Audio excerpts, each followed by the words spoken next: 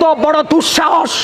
৯৬ ভাগ মুসলমানের দেশে একজন মুসলিম আইনজীবীকে নির্মমভাবে কুপিয়ে হত্যা করেছে ইসকনের সন্ত্রাসীরা। তাকে একলা পাইছে, একলা পাওয়ার পরে তাকে নিয়ে যাওয়ার পরে পুরা পিছনে এখানে ক্রিজ দিয়ে কোপাইছে, পায়ে কোপাইছে, কোপায় তাকে হত্যা করছে। অ্যাডভোকেট সাইফুল ইসলাম আলিফকে যাকে শহীদ করা হয়েছে সেও আমাদের সাথে ছিল। এই জায়গায় তাকে কোপ দেওয়া হয়েছে এবং এখানে এমন ভাবে ইট দিয়ে থেতলাই দেওয়া হয়েছে, বাড়ি দেওয়া হয়েছে, তার মগজ বের হয়ে গেছে এবং তার একটা চোখ বের হয়ে গেছে আর একটা চোখ এভাবে খোলা আছে।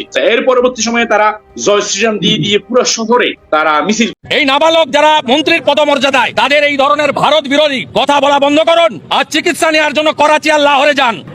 সম্মানিত দর্শক মণ্ডলী, বাংলাদেশ একটি ধর্মীয় সম্প্রীতির দেশ।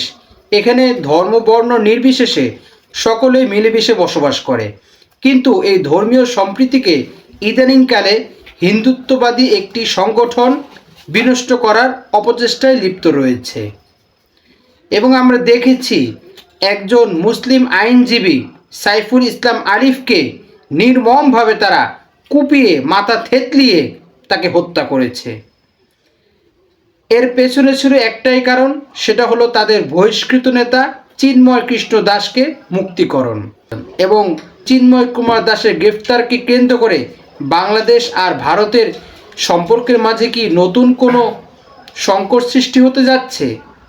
আজকের ভিডিওতে থাকছে এ নিয়েই বিস্তারিত আলোচনা। তাই আজকের ভিডিওটি খুবই গুরুত্বপূর্ণ হতে যাচ্ছে। 1 সেকেন্ড না টেনে পুরো ভিডিওটি দেখার জন্য আহ্বান করছি। আর একটি ছোট্ট রিকোয়েস্ট করছি, তা হলো যদি আপনি আমাদের এই চ্যানেল নতুন দর্শক হয়ে থাকেন, অবশ্যই আমাদের এই চ্যানেলটি সাবস্ক্রাইব করে একটি লাইক দিয়ে পাশে থাকা বেল বাটনটি অন করে দিবেন। তাই আর কথা নয়, চলুন সরাসরি আমরা ভিডিওতে চলে যাই। এই প্রশাসককে বলতে চাই, নুন আপনার আছে, আয়োডিনটা ভারতে। আমি শুধু একটা উদাহরণ দিলাম। আমি এখান থেকে দাবি করছি ভিসা 100% স্টপ করুন। আমরা প্রয়োজন হলে একদিন অপেক্ষা করে ভিসা দপ্তরেও যাবো, এখানে ভিসা সেন্টারে। স্টপ, ভিসা দেওয়া বন্ধ করুন completely. Export import permit issue করা বন্ধ করুন। বাকিটা আমরা বর্ডারে করব সোমবার থেকে। বলে দিলাম, চিন্ময় কৃষ্ণ প্রভুকে নিঃশর্ত মুক্তি, হিন্দুদের উপর আক্রমণ, মন্দির ভাঙা বন্ধ করুন। আর এই ধরনের এই নাবালকদের যাদের আপনারা ওখানে তত্ত্বাবধায়ক সরকারে বসিয়েছেন, এই নাবালক যারা মন্ত্রীর পদমর্যাদায়, তাদের এই ধরনের ভারত বিরোধী কথা বলা বন্ধ করুন আর চিকিৎসা নেওয়ার জন্য করাচি আর লাহোরে যান। এখানে আসবেন না, পরিষ্কার বলে দিতে চাই আমরা। চিন্ময় কৃষ্ণ দাস, যাকে গ্রেফতার করার জন্য ইসকনের সন্ত্রাসী বাহিনী শেষ করে দিল একজন আইনজীবীকে। এমনকি না বুঝে আমাদের দেশের হিন্দু ভাইরাও ইসকনের পক্ষ নিয়ে বিভিন্ন আন্দোলন করে বেড়াচ্ছে। অথচ জানলে অবাক হবেন, এই চিন্ময় নিজে তো ভয়ঙ্কর রাষ্ট্রদ্রোহিতায় জড়িতই। শুধু তাই নয়, ধর্ষণ থেকে শুরু করে শিশু বলাৎকার, এমন কোনো অপকর্ম নেই যা ঘটেনি এই কুলাঙ্গারের দ্বারা। আমাদের আজকের ভিডিওতে আলোচনা করব চিন্ময় কৃষ্ণ দাসের সমস্ত অপকর্ম নিয়ে। ভিডিওটি শেষ পর্যন্ত দেখলেই বুঝতে পারবেন কোন ধরনের অপরাধের সাথে জড়িত সে। চলুন একে একে তার অপকর্ম সম্পর্কে জেনে নেওয়া যাক। সকল ধর্মবর্ণে শিশু বলাৎকার হলো নিষিদ্ধ ও হারাম। তারপরও ইসকন নেতা চিন্ময় প্রায় সময় শিশুদের সাথে বলাৎকার ও নারীদের সঙ্গে যৌন কাজে লিপ্ত থাকে। এটি সুস্পষ্টভাবে প্রমাণিত হয়েছে যে তিনি এই কাজে লিপ্ত। এ কারণে তাকে ইসকন থেকে বিভিন্ন সময় সতর্কও করা হয়। এতে বলা হয়, কোনো শিশু বা 18 নিচে কোনো মেয়েদের সঙ্গে তিনি সংস্পর্শে আসতে পারবেন না। এছাড়া নারীদের সঙ্গে রাত্রিযাপন ও দিনের বেলায় সংস্পর্শে আসতে পারবেন না। এ নিয়ে সনাতন ধর্মাবলম্বীদের মাঝে চলছে তুমুল বিতর্ক। এছাড়া হিন্দু উগ্রবাদী সংগঠন ইসকনের সাবেক নেতা ও বাংলাদেশ সম্মিলিত সনাতনী জাগরণ জোটের মুখপাত্র চিন্ময় কৃষ্ণ দাস ভারতের এজেন্ডা বাস্তবায়ন করে যাচ্ছে। এমনকি ইসকন নিষিদ্ধ এই যে সংস্থাটা আছে, এটা অলরেডি 10টা রাষ্ট্রে নিষিদ্ধ এবং বাংলাদেশও তারা তাদের সন্ত্রাসী কার্যক্রম চালিয়ে যাচ্ছে এবং সেটা এখন অলরেডি আপনাদের সামনে প্রমাণিত। তারা কোর্টের কোনো আদেশ মানে না, তারা ইন্ডিয়ার যে প্রোপাগান্ডা ছিল সেগুলো বাস্তবায়ন করা। এই ইসকন নামক সাম্প্রদায়িক উগ্র জঙ্গিবাদী গোষ্ঠীকে যদি নিষিদ্ধ না করা হয়, বাংলার মাটিতে ইসকনকে অবাঞ্ছিত করতে, উৎখাত করতে যা করতে হয় আমরা নিজেরাই তা করব। হিন্দুদেরকে খেলতে দেওয়া যায় না, এদেশে আমাদের রক্ত নিয়ে হিন্দুদেরকে খেলতে দেওয়া হবে না, এদেশে তাওহীদের রক্ত নিয়ে হিন্দুদেরকে খেলতে দেওয়া হবে না। আমাদের জান, আমাদের মাল, এদেশের ইজ্জত আবরু, এদেশে আমাদের কাজ করা হয়েছে, জান দিয়ে মাল দিয়ে আমরা হেফাজত করব। চিন্ময় কৃষ্ণ দাসকে নিয়ে অনেক নতুন তথ্য আমাদের সামনে আসছে। এবং শুধু সেটাই নয়, ইসকন তার সম্পর্কে কিছু বক্তব্য দিয়েছে অফিসিয়ালি, বাংলাদেশের ইসকন। আমি সেটাকেও খুবই অপর্যাপ্ত এবং এক ধরনের চালাকি আছে বলে মনে করি, সেটা নিয়ে কথা বলতে চাই। প্রথমে তাকে নিয়ে যে তথ্য, সেটা আমাদের অনেকেরই চোখে পড়েছে। তিনি শিশু যৌন নিপীড়নের অভিযোগে অভিযুক্ত হয়ে নিষেধাজ্ঞায়ও পড়েছিলেন। হিন্দু সম্প্রদায়ের মানুষকে জেনে রাখা দরকার তারা কার নেতৃত্বে তাদের একটা লড়াই করছিলেন। আমি নিশ্চিত অনেকে এটা জানতেন না, তারা জানা উচিত। কিন্তু যারা জানতেন তারা কি কথা বলেছিলেন, এই আলাপটা করা খুবই জরুরি। এই জন্যই বলছি, বাংলাদেশের ইসকন যে মন্তব্য করেছে, যে স্টেটমেন্ট দিয়েছে আজ সংবাদ সম্মেলন করে, এর মধ্যে চালাকি আছে।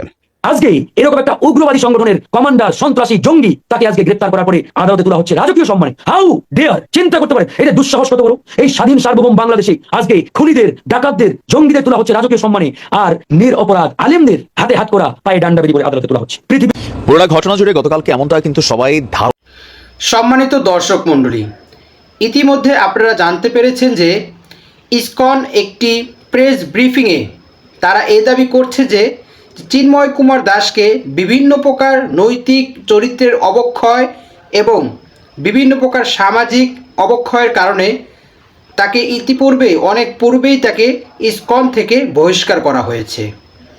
এটা একটি চালাকি বটে তাদের, কেননা তারা এখন তাদের দলকে বাঁচানোর জন্য চিন্ময়কে কোরবানি দিচ্ছে।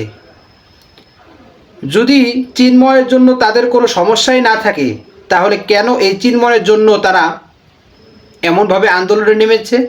কেনই বা চিন্ময় কুমার দাসের মুক্তির জন্য তারা একজন মুসলিম আইনজীবীকে নির্মমভাবে কুপিয়ে, মাথা থেতলিয়ে, প্রত্যক্ষদর্শীরা বলছেন মাথার ভিতরে এমনভাবে আঘাত করা হয়েছে যে মাথার মজক বেরিয়ে গিয়েছে এবং তার একটি চক্ষু উঠে গিয়েছে, আর একটি চক্ষু বের হয়ে গিয়েছে, বের হয়ে ঝুলে আছে। কি সাংঘাতিক ও ভয়াবহভাবে তাকে হত্যা করা হয়েছে।